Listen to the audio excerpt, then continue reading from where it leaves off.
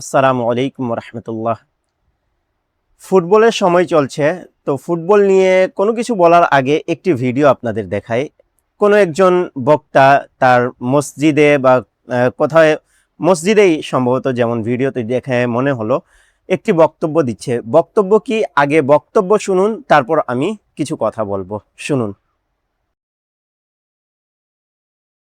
Brazil, Argentina, Germany তাদের অনুসরণ করে, তাদের জার্সি পরে, তাদের খেলা দেখে এই ব্যক্তি মারা গেলে তার দাফন নাই, তার জানাজা নাই, তার গোসল নাই, মুসলমানের কবরস্থানে তার দাফন কাফন দেওয়া হবে না। আমি বলছি না, তাফসীর ইবনে কাসির 3 নম্বর খণ্ড। এখন এখানে তিনি কয়েকটি কথা বললেন।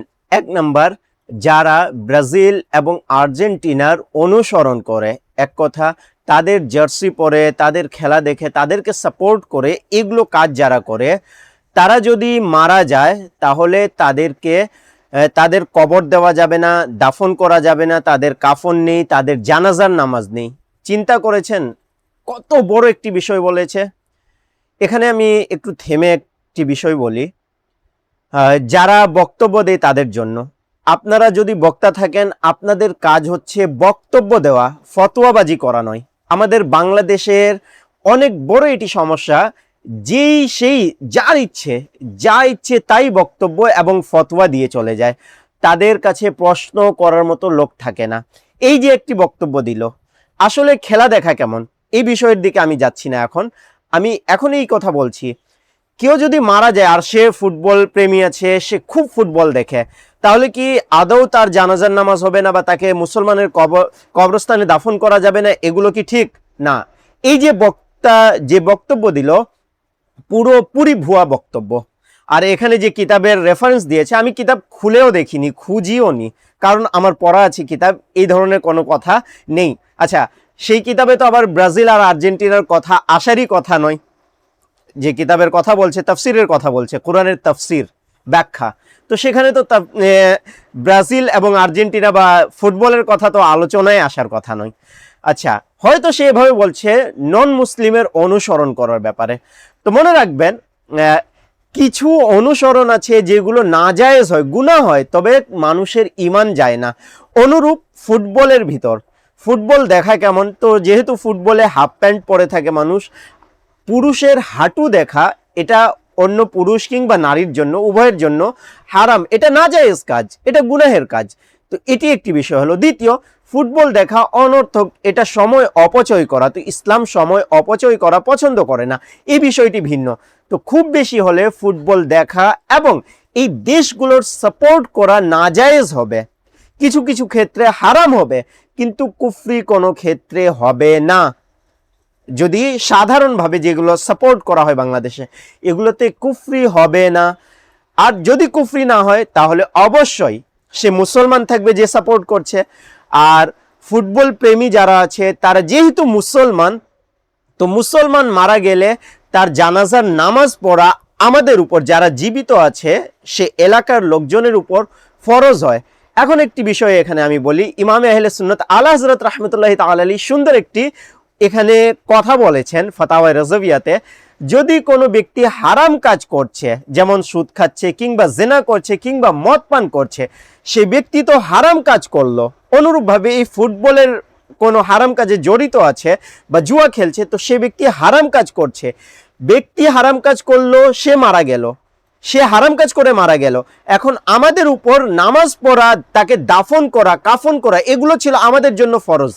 সে তো হারাম কাজ করে মারা গেল, আমরাও কি তার জানাজা ত্যাগ করে, তাকে দাফন না করে, তার কাফন না করে আমরাও কি হারাম কাজ করব? না।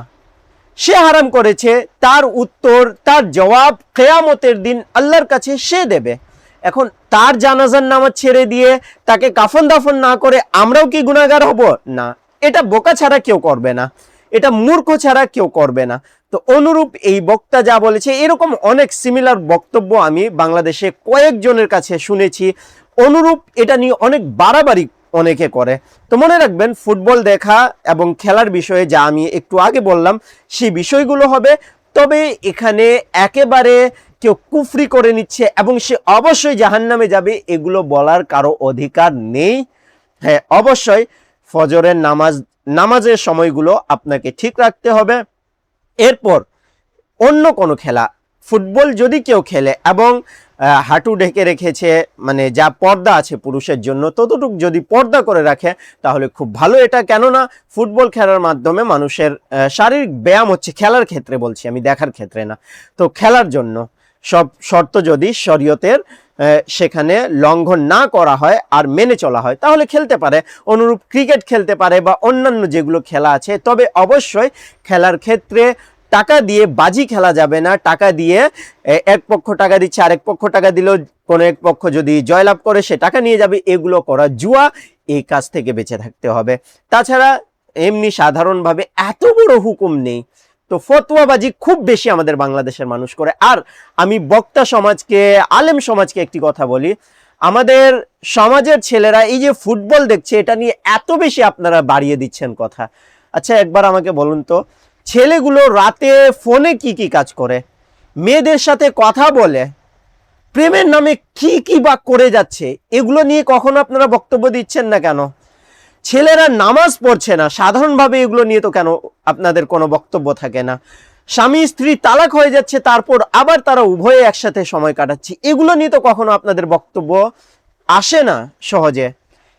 এগুলো ছাড়া অনেকগুলো আছে, এখন থাই লটারি, ভিসা প্রতারণা, এগুলো নিয়ে তো আপনাদের বক্তব্য আসে না কেন? আর এই ছোটখাটো বিষয়গুলো নিয়ে এত মাতামাতি করেন যা বলার বাইরে। তো যারা ফুটবল প্রেমী আছেন তাদেরকে আমি বলবো আপনারা একটু এগুলো থেকে বেরিয়ে আসুন, ইসলামের পথে আসুন। তবে এগুলোতে অতিরঞ্জিত কেউ যদি বক্তব্য দেয় তাদের বক্তব্য থেকে বেঁচে থাকুন। হ্যাঁ, অবশ্যই শরিয়ত অনুযায়ী আপনারা আপনাদের জীবন গড়ে তুলুন। আল্লাহ বুঝার তৌফিক দান করুক, আমিন।